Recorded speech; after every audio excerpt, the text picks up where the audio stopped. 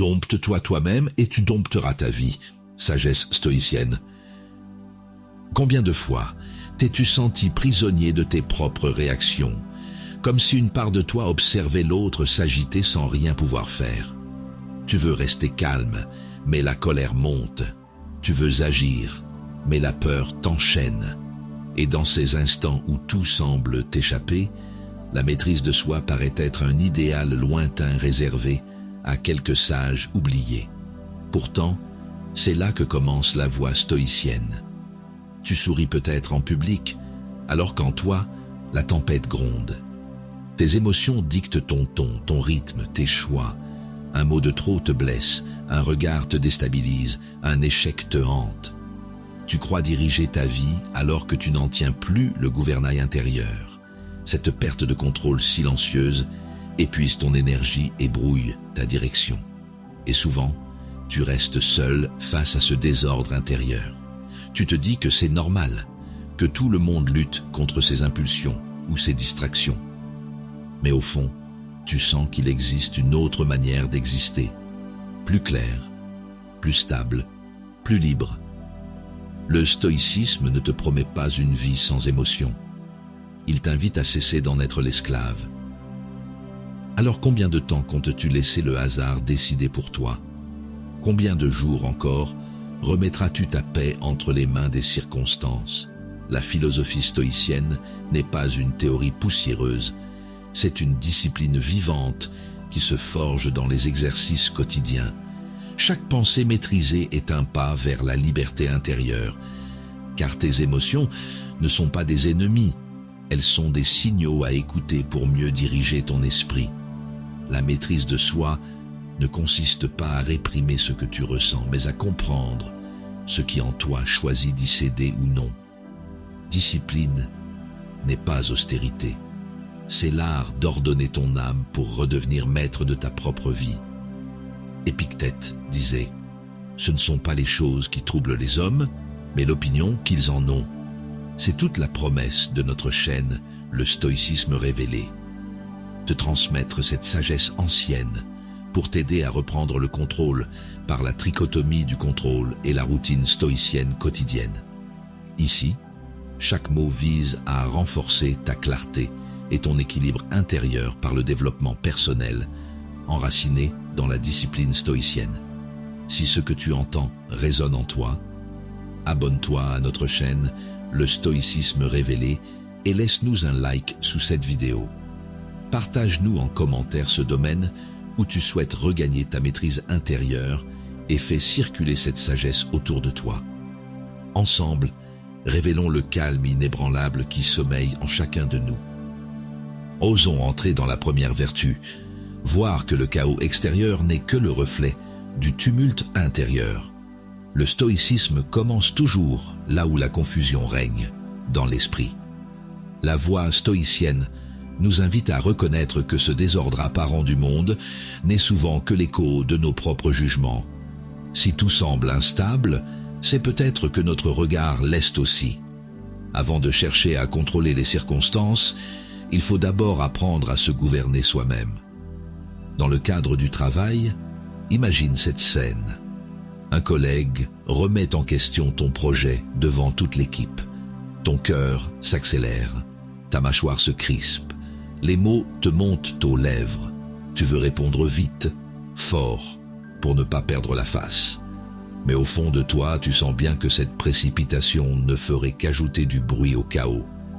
Épictète disait « Ce n'est pas ce qui t'arrive qui compte, mais la façon dont tu y réagis. » Ces mots rappellent que chaque situation est un terrain d'entraînement pour la maîtrise de soi. Dans cet instant où ton ego brûle, le philosophe t'invite à respirer et à observer ton jugement avant d'agir. Ce simple pas de recul transforme la tension en lucidité. Reconnaître ce trouble intérieur ne signifie pas le nier. La colère ou la peur sont des messagères utiles. Elles montrent les zones où tu es encore esclave de tes attentes. Les ignorer serait te priver d'un enseignement précieux sur toi-même. Le vrai courage stoïcien consiste à regarder ses émotions sans t'y noyer. Marc Aurèle affirmait « Celui qui conquiert son esprit est plus puissant qu'un roi ». Cette vérité ouvre une direction pratique claire. Recentre-toi sur ce qui dépend vraiment de toi, selon la trichotomie du contrôle. Tes pensées et tes choix sont ton royaume intérieur. Les opinions des autres ne le sont pas. Chaque fois que tu choisis cette lucidité, tu franchis une étape sur le chemin de la liberté. De retour chez toi, tu poses ton sac avec calme et observes ta famille rire autour de la table. Tu repenses à ta réaction contenue plus tôt et ressens une fierté paisible. Là où autrefois tu aurais ramené ta colère dans ton foyer, tu offres maintenant une présence stable et sereine. Cette transformation silencieuse marque l'effet concret de ta nouvelle discipline intérieure. Ainsi s'ouvre le premier exercice de cette routine stoïcienne quotidienne. Identifier le tumulte en toi avant d'accuser le monde autour. Le chaos extérieur perd sa force dès que tu cesses de lui donner prise par tes jugements impulsifs. En apprenant à ordonner ton esprit, tu poses la première pierre d'une paix durable. Et demain, nous irons plus loin vers ce silence intérieur où naît la vraie liberté stoïcienne. Approchons la deuxième vertu, comprendre que la maîtrise de soi commence dans le silence de nos jugements. Avant toute action, il y a une pensée. Et avant chaque pensée, un jugement que nous posons souvent sans en avoir conscience. La voie stoïcienne nous enseigne que nos réactions ne sont pas dictées par les événements, mais par l'interprétation que nous leur donnons. Alors, comment apprendre à écouter ce silence intérieur avant qu'il ne se transforme en tempête? Tu es avec des amis, et au détour d'une conversation anodine, l'un d'eux te lance une remarque blessante sur un sujet sensible. Ton visage se fige, ton estomac se serre, ton esprit cherche déjà la réplique parfaite pour rétablir ton image. Ce court instant où tout semble vaciller est précisément le moment où la maîtrise de soi se joue. Vas-tu répondre depuis la blessure ou depuis la lucidité? Sénèque disait « La colère naît du jugement que l'on porte sur une offense plus que de l'offense elle-même. » Ces mots dévoilent l'essence du combat stoïcien. Ce n'est pas la phrase prononcée qui t'atteint, mais le sens que tu lui donnes. Si tu modifies cette interprétation, tu reprends immédiatement les rênes de ton esprit. C'est là que commence le véritable développement personnel, celui qui s'exerce dans les frictions du quotidien. Reconnaître cette tension ne signifie pas se nier ni tout accepter. Cela veut dire accueillir ce trouble comme un signal et non comme une condamnation. Chaque émotion est une information sur toi-même, non un ordre à suivre. Le calme ne vient pas d'un refus de sentir, mais d'une compréhension profonde de ce qui t'agite. Marc Aurèle enseignait « Quand quelque chose te trouble, ce n'est pas la chose elle-même qui t'affecte, mais le jugement que tu portes dessus, et tu as le pouvoir de le changer. » Voilà une application directe de la trichotomie du contrôle. Concentre-toi sur ton interprétation et relâche ce qui ne dépend pas de toi. Ce déplacement d'attention transforme une réaction instinctive en acte conscient. De retour chez toi, dans le calme familier de ta chambre, tu repenses à cet échange avec tes amis. Tu réalises que leur remarque ne définissait rien en toi et qu'elle a simplement révélé un point encore vulnérable de ton ego. Cette fois-ci, tu choisis d'en faire un exercice plutôt qu'une blessure. C'est ta victoire invisible mais réelle sur toi-même. Ainsi s'achève cette étape du chemin stoïcien. Comprendre que la paix intérieure ne naît pas d'un monde sans heurts, mais d'un regard discipliné sur ses heures eux-mêmes. La routine stoïcienne, lorsqu'elle devient habitude consciente, forge cette stabilité tranquille face aux opinions et aux émotions passagères. Dans ce silence retrouvé commence ta véritable liberté intérieure, celle qui prépare naturellement la prochaine vertu à découvrir demain. Relevons la troisième vertu. Reconnaître que réagir, c'est souvent abdiquer notre liberté intérieure. Nous croyons souvent que répondre immédiatement est une preuve de force, alors qu'en réalité, c'est souvent un aveu de faiblesse. La voie stoïcienne nous enseigne qu'entre le stimulus et la réponse, se trouve notre véritable pouvoir, celui de choisir. Chaque réaction impulsive est un renoncement à cette maîtrise intime que le stoïcisme cherche à cultiver. La question stoïcienne centrale devient alors: veux-tu être gouverné par les circonstances ou par ta propre raison? Imagine une scène familière. Au travail, ton supérieur critique publiquement ton rapport sans nuance ni reconnaissance. Tes épaules se tendent, ton souffle se raccourcit et une chaleur monte jusqu'à ton visage. Ton esprit crie déjà « injustice », prêt à se défendre avec vigueur. Pourtant, c'est précisément là que commence l'exercice invisible de la maîtrise de soi. Choisir le calme quand tout en toi réclame la riposte. Sénèque rappelait: celui qui s'emporte au premier mot se met lui-même sous la domination d'autrui. Ces mots dévoilent une vérité tranchante. En réagissant sans réflexion, tu offres ton gouvernail à celui qui t'a provoqué. Le philosophe ne t'invite pas à subir, mais à diriger ton énergie vers ce qui dépend réellement de toi, selon la trichotomie du contrôle. Ta dignité ne réside pas dans le dernier mot, mais dans le silence choisi avec lucidité. Reconnaître cette tension intérieure ne signifie pas étouffer ce que tu ressens. Cela veut dire observer cette émotion comme on regarde passer une vague sans s'y noyer. Tu peux sentir l'agacement sans t'y identifier, percevoir la colère sans lui donner les clés de ton action. Ce détachement actif est l'art discret du sage. Il transforme la tempête en enseignement. Marc Aurèle affirmait: la meilleure vengeance est de ne pas ressembler à celui qui t'a offensé. Cette phrase trace une direction claire pour ton discipline personnelle.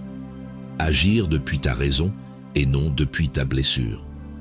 En appliquant cet exercice dans ta routine stoïcienne, tu apprends chaque jour à fortifier ton calme plutôt qu'à nourrir ta colère. Tu passes ainsi du réflexe au choix conscient, du tumulte à la clarté. De retour chez toi, loin du brouhaha du bureau, tu regardes tes proches rire autour d'un repas simple.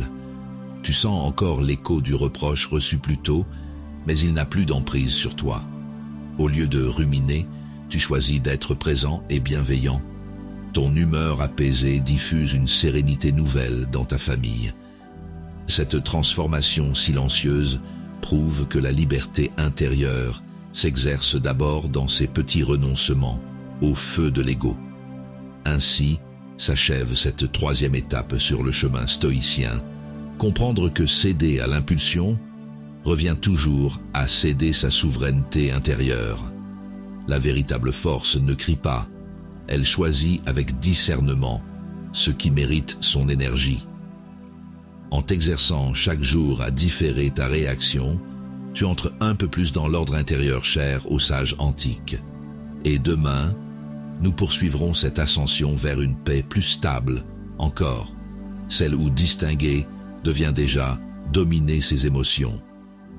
Découvrons la quatrième vertu, apprendre à distinguer ce qui dépend de nous et ce qui ne dépend pas de nous.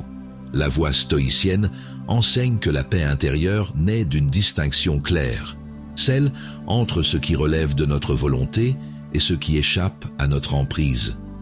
Tant que nous confondons les deux, nous demeurons prisonniers d'une agitation vaine. Cette lucidité, appelée trichotomie du contrôle, est l'un des piliers de la philosophie stoïcienne. Alors, comment apprendre à poser cette frontière dans nos gestes quotidiens, au milieu du tumulte moderne?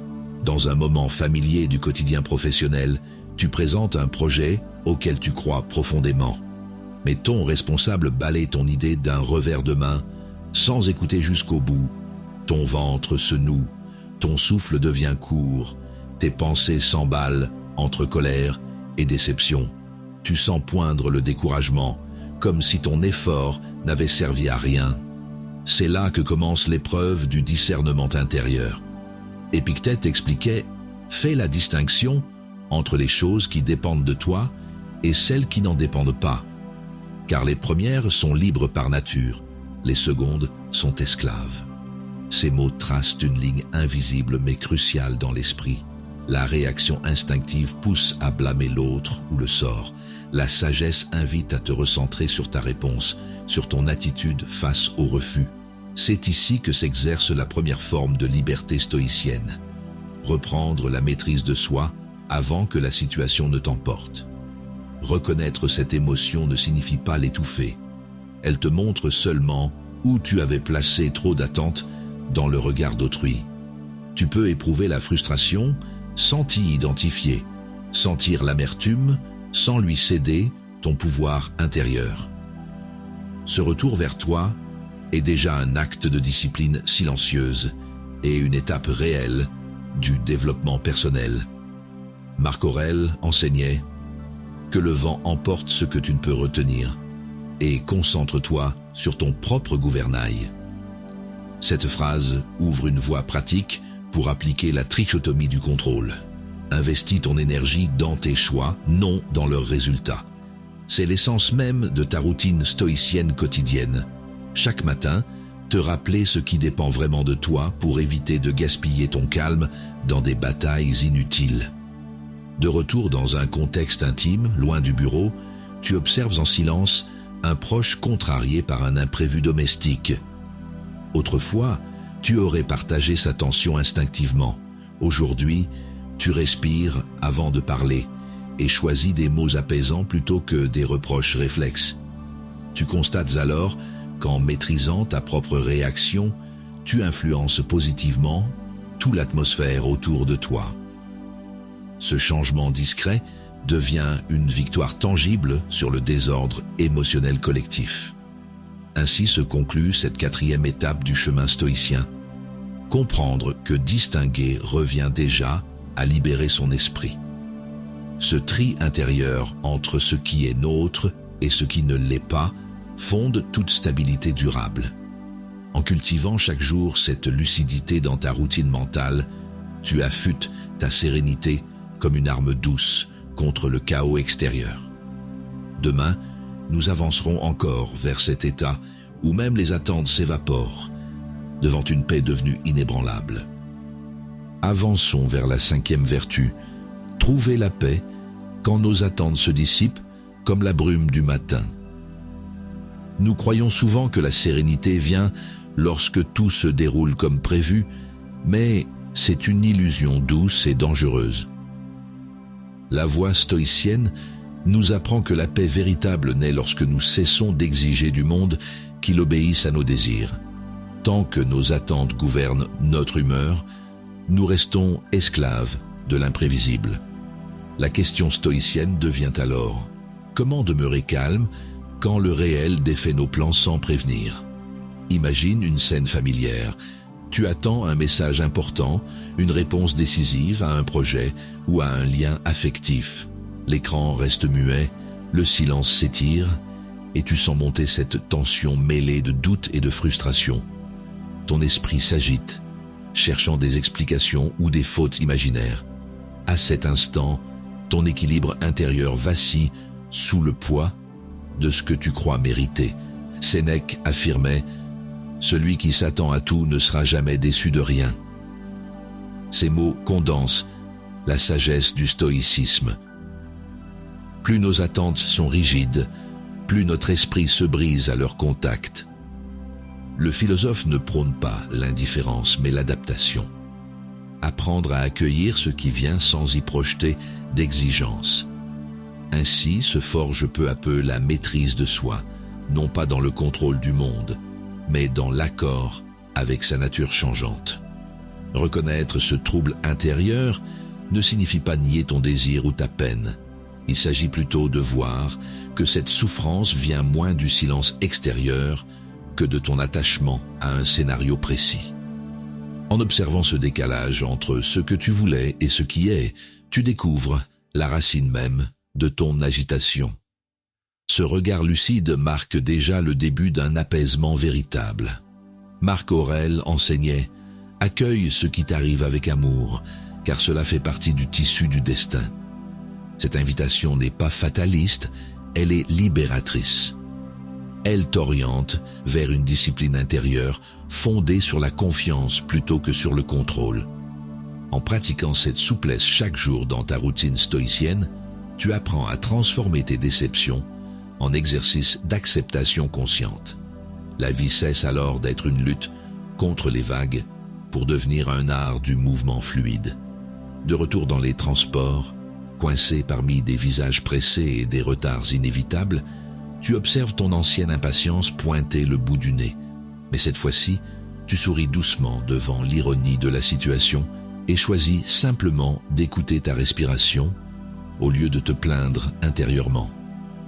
Ce geste simple devient un acte silencieux de liberté. Le monde extérieur n'a plus sur toi le pouvoir qu'il avait hier. Tu ressens cette paix discrète qui naît quand on cesse enfin d'attendre que tout aille selon son plan. Ainsi s'achève cette 5e étape sur le chemin stoïcien.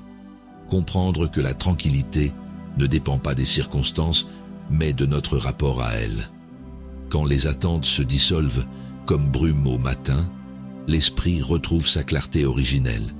Ce détachement actif ouvre naturellement vers une sérénité durable, celle où chaque instant devient suffisant en lui-même et prépare déjà la discipline plus profonde qui nous attend demain.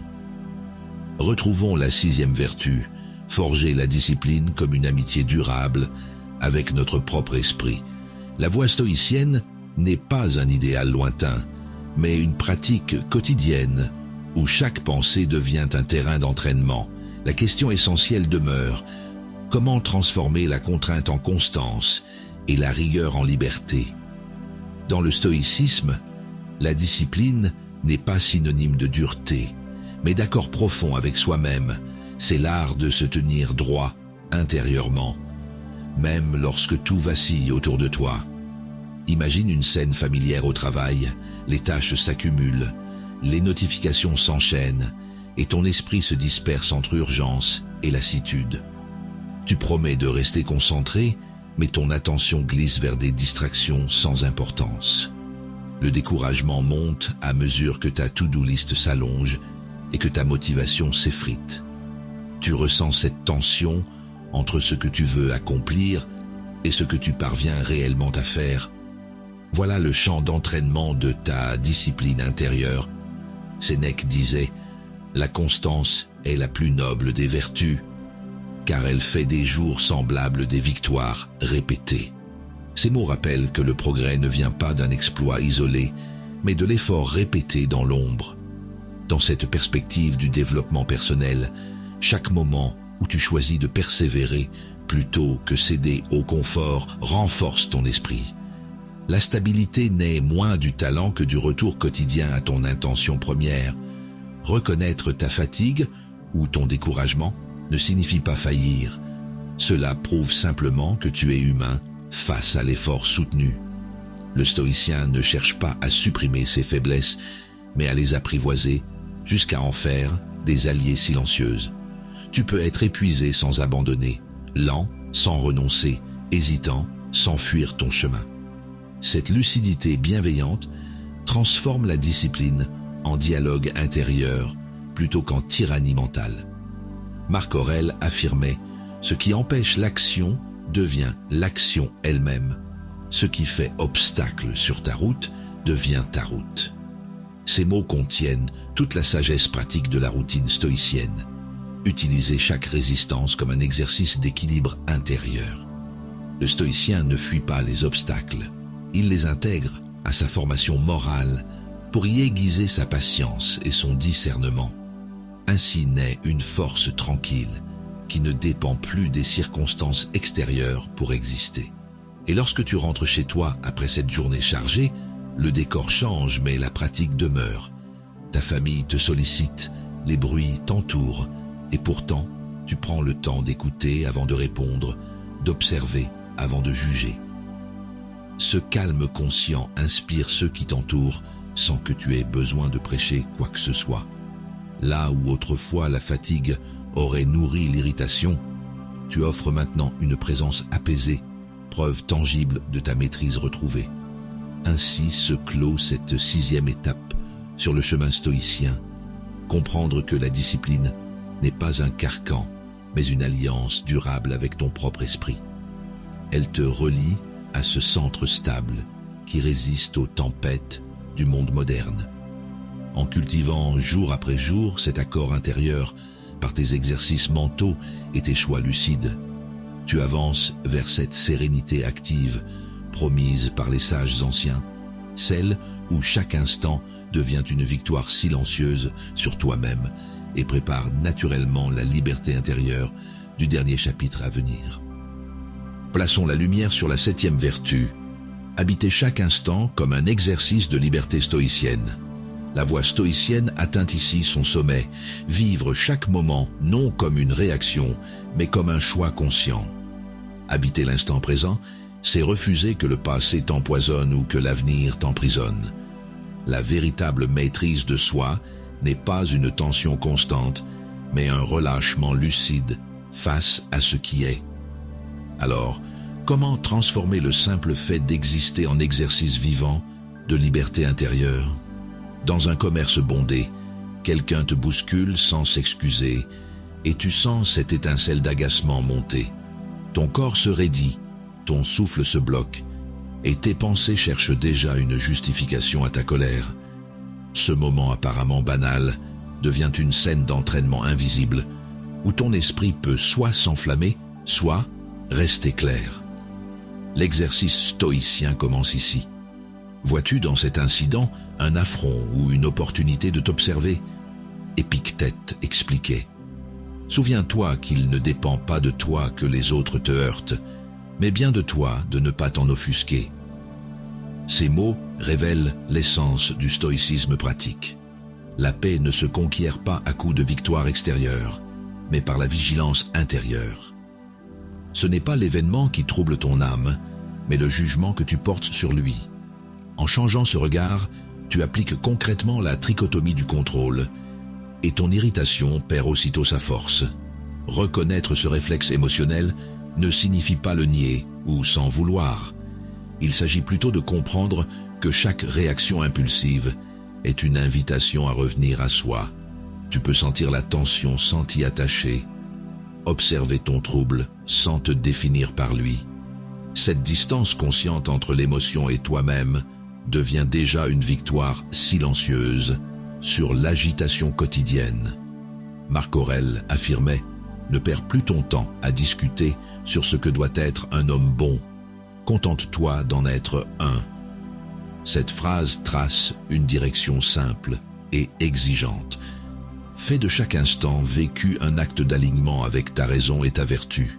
Dans cette perspective, ta routine stoïcienne devient moins un rituel qu'un art de présence constante.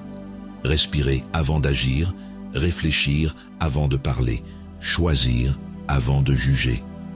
C'est ainsi que la discipline cesse d'être contrainte pour devenir liberté.